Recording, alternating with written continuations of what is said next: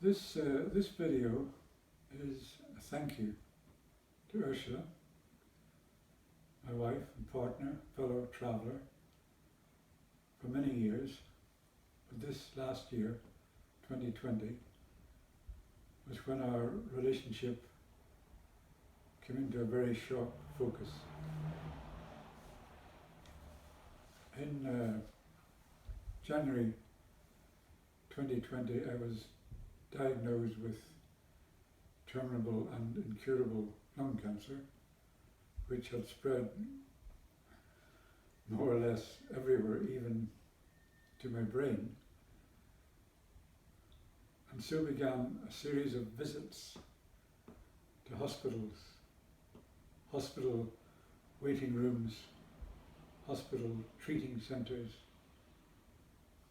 and Ursula with me every step of the way, witnessing. And then February, March, along came COVID, and everything closed down, as did Ursula's life as she had known it.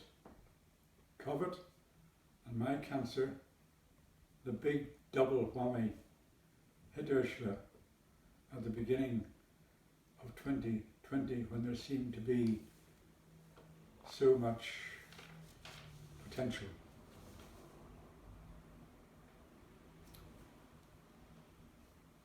Ursula would never ask me for such a thank you, or acknowledgement, or even definition of all she has sacrificed for me.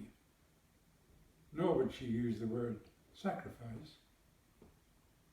But let us step back to January 2020.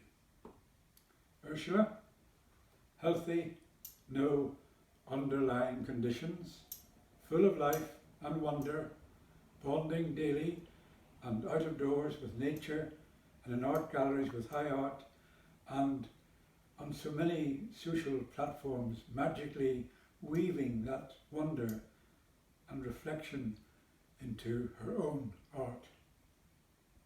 All of this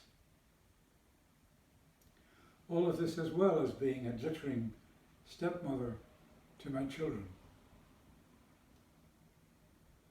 So it was, January 2020, this bright, very energetic and beautiful woman was hit with that double whammy. And Ursula became, in lockdown, a captivity, not free, but duty bound, a carer, a domestic drudge. No, her light did shine on. It shone on me.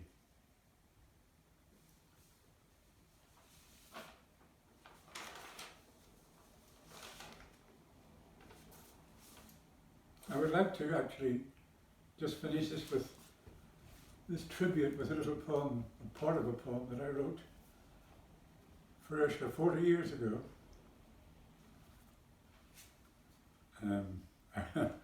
I wrote it in my study after a walk with nature. It is to some extent prophetic, until now. This is the final part of the poem. It explains how we felt and how we always felt. To type these words, I have to be in this tiny, high-windowed room, recalling that long walk along the world's ridges. And where is Ursula? The poem, designed to be about a unity in its creation, divides. Next door, a man bickers with his wife, she with her child. There seems no point sometimes, except perhaps not to lose a feeling of what happened this early afternoon, a memory not of the sky nor of the great descending hills, nor tiny wren, but if I we felt majestic, free, part of an undying possibility. So, prophetic up to now perhaps, but Ursula, on my birthday, July 2020, which had long outlived my expectations, a very much more succinct poem by Raymond Carver. And did you get what you wanted from life even so? I did. And what did you want? To call myself beloved, to feel myself beloved on this earth, as you are, Ursula. That's all for now.